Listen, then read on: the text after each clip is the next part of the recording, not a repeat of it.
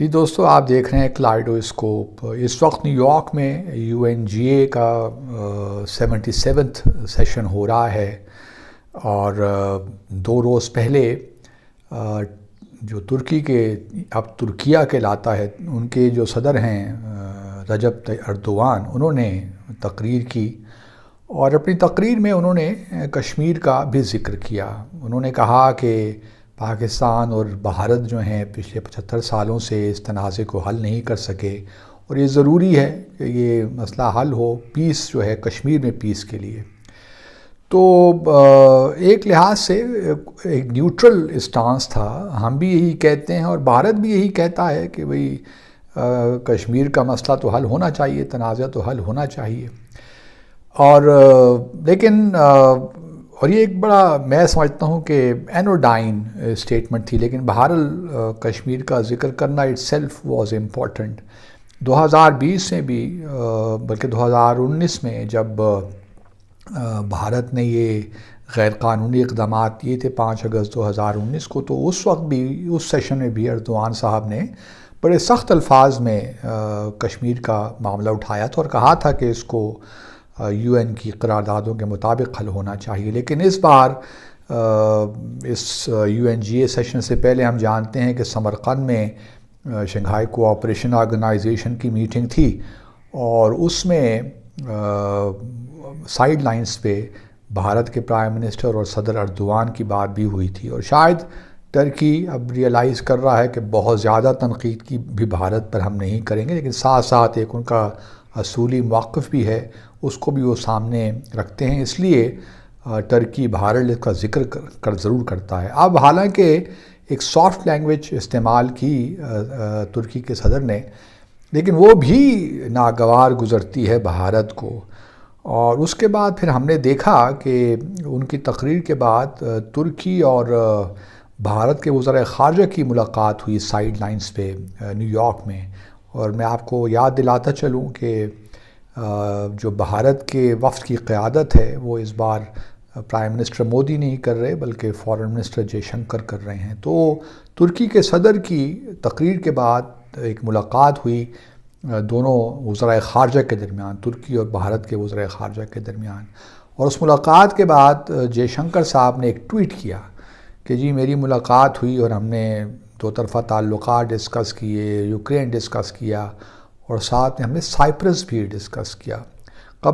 Cyprus کا جو مسئلہ ہے وہ بھی آپ جانتے ہی ہیں، اور اس کے بعد پھر پورا بھارت میڈیا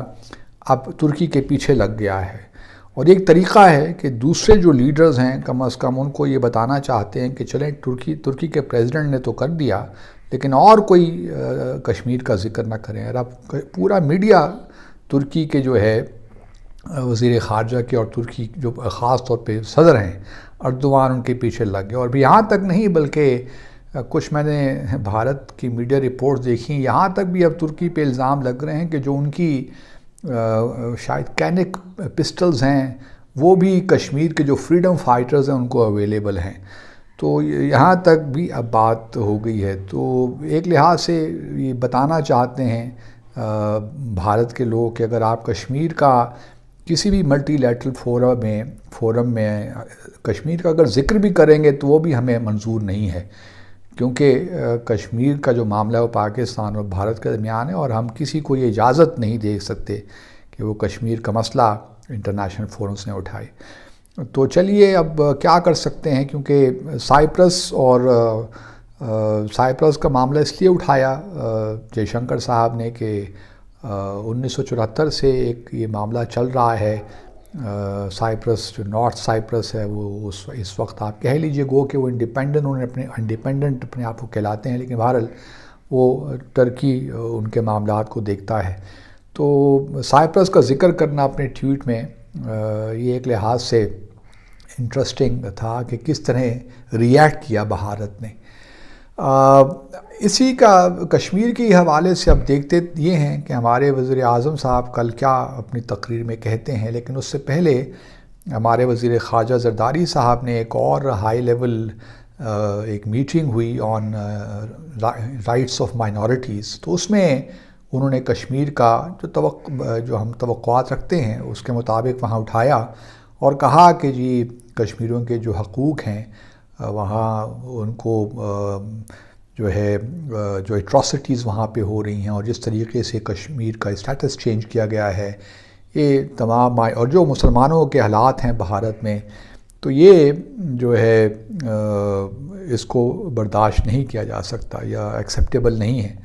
اس کا پھر رائٹ آف رپلائی جو وہاں پہ بھارت کا UN مشن ہے اس نے دیا اور کہا کہ جی پہلے پاکستان اپنے جو مائنورٹیز کے حقوق ہیں ان کو دیکھیے، اقلیتوں کے جو وہاں حالات ہیں پہلے اس پہ نظر رکھے، اس سے پہلے کہ وہ بھارت پہ تنقید کرے۔ اور پھر وہی جو ان کا ایک مانترا ہے کہ کراس بارڈر ٹیررزم ہو رہا ہے پاکستان سے، جو دو ایشوز ہیں اس کو گڈمڈ کر دیا۔ بات ہو رہی ہے اقلیتوں کے حقوق کی اور اس کو جوڑ دیا کراس بارڈر ٹیررزم کے ساتھ۔ تو اب یہ چلتا رہے گا جب تک UNGA کا سیشن ہے۔ اب تو ہائی جو لیول سیگمنٹ ہے وہ ختم ہو جائے گا ہفتے میں، اس کے بعد پھر اور دوسری میٹنگز شروع ہو جائیں گی، کمیٹیز کی میٹنگز شروع ہو جائیں گی، تو یہ سلسلہ چلتا رہے گا۔ تو اب کل میں منتظر ہوں کہ ہمارے پرائم منسٹر اپنی تقریر میں کیا کہتے ہیں۔ اس دوران کل گزشتہ روز پریزیڈنٹ بائیڈن نے بھی خطاب کیا، انہوں نے کشمیر کا ذکر کیا، اور کشمیر کا پاکستان میں سیلاب کا ذکر کیا، اور کلائمیٹ چینج کے حوالے سے بات جب انہوں نے کی تو کہا کہ پاکستان اس وقت تقریباً 1/3 پانی کے اندر ڈوبا ہوا ہے۔ تو اب پھر ایک ریسیپشن بھی ہوا، اس میں بعد میں بات کروں گا۔ پاکستان ڈیلیگیشن، پرائم منسٹر جو ہمیں ٹویٹ ملا کہ انٹریکشن ہوا